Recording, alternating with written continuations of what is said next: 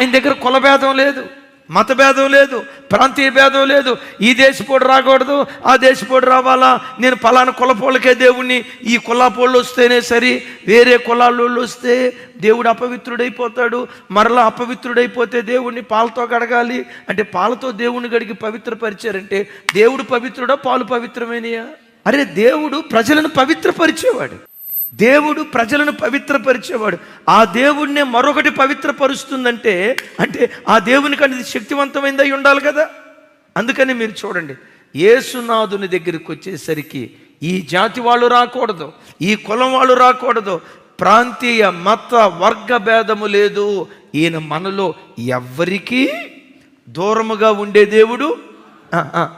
ఈ ప్రపంచంలో సమానత్వం ఉంది సృష్టికర్త అయిన యేసుక్రీస్తు దగ్గర మాత్రమే.